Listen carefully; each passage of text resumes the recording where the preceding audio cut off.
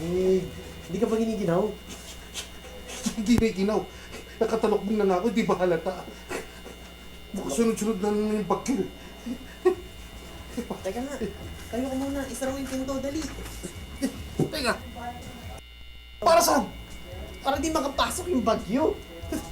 Puro kakalokohan eh. Mabuti pa yung ihanda mo na yung sarili mo. Para saan naman? Dahil sa taong ito, higit kumulang na 20 bagyo ang papasok sa bansa.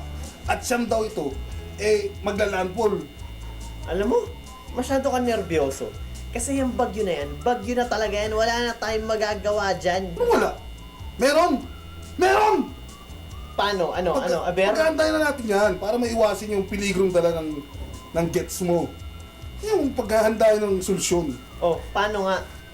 Magsasagawa tayo ng mga pagsasanay o drills. Yan. Para pagdating ng sakuna, hindi ka na aanga-anga. Di ba? Alam mo na yung gagawin mo. Yung tulad ng ginagawa nila. Ah! Drills. Yun. Tulad ng earthquake drills. Yun. Typhoon drills. Yun. Flood drills. Pwede. Pwede talaga, no? Sa katunayan, base sa Disaster Risk Management Act of 2010, lahat ng educational institution o mga paaralan ay dapat regular na nagsasagawa ng flood, typhoon at earthquake drill. Ang alam ko, sa Marikina, madalas na nga gawin yung drills na yan. May mga barangay pa na doon nagsasagawa ng flood drills. Bukod dyan, sa na yan, ano pa bang mga dapat talagang mapaghandaan ng mga tao para sa sakuna? Importante din yun, yung lagi tayong updated sa lagay ng panahon para hindi tayo nagbibigla. Mahirap na eh. May parating palang super typhoon, ikaw pa easy-easy ka, yari na. Tumpak! Para lagi kang updated sa lahat ng lagay ng panahon, laging antabayanan ang weather updates ng Pag-asa. Sundan sila sa Twitter nilang @DOST_Pag-asa. Mayroon din silang website, pag-asa.dost.gov.ph. O kaya naman ay tawagan sila sa kanilang hotline na 433-8526. Di lang yan, no? May Project NOAA na rin tayo. Yan.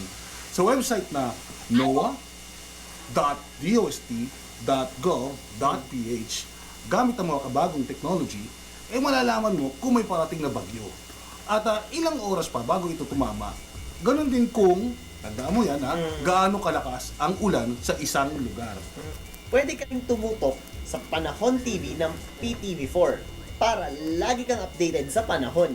Oo nga, Panahon TV. Hi April!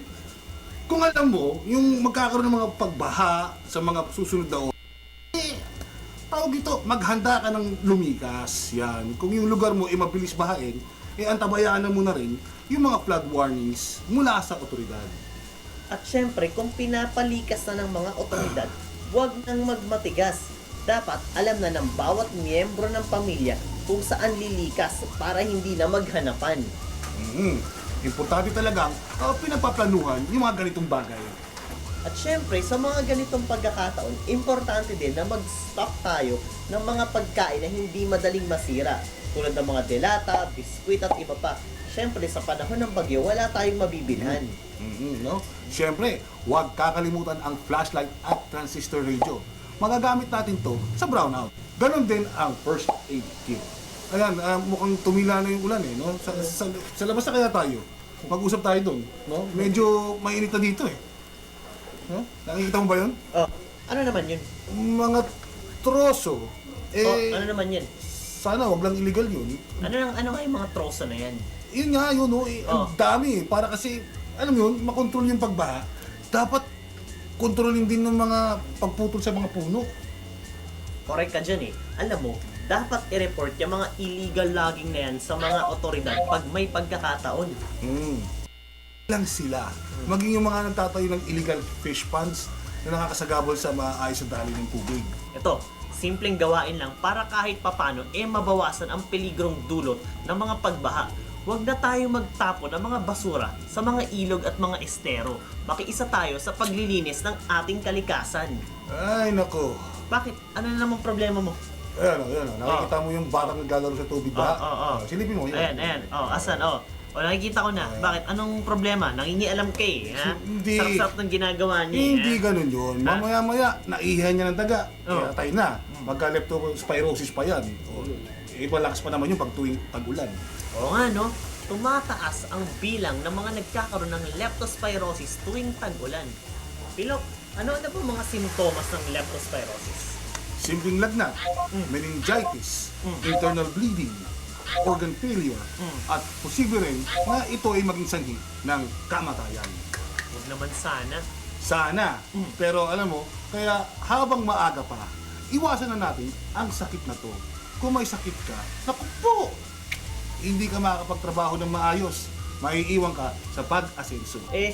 Anong dapat natin gawin? Sawayin yung bata na yun. Huwag hayaan ang mga bata maglaro sa tubig baha. Madumi, posibleng naihian yan o nadumihan ng mga daga. Nako, mamaya may sugat yan. Patay. Good luck. Nako. Alam mo, maganda rin pala nagagamit tayo ng bota sa tuwing lulusong, ano? Yes. Yan. Naalala mo ba yung Davao City?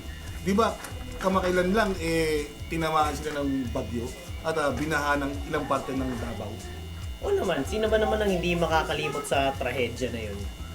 Kasi ganito nga yan. Sa Davao City pa lang kasi, ayon sa Department of Health o DOH, as of February 2013, 39 na ang namamatay dahil sa leptospirosis. Hoy! Ano ginagawa mo? Sinisisitan yung mga batang yun, oh. Kaya lang mukhang hindi ako narinig eh. Uy! Hindi ka talaga narinig. Nandito ako sa loob ng bahay.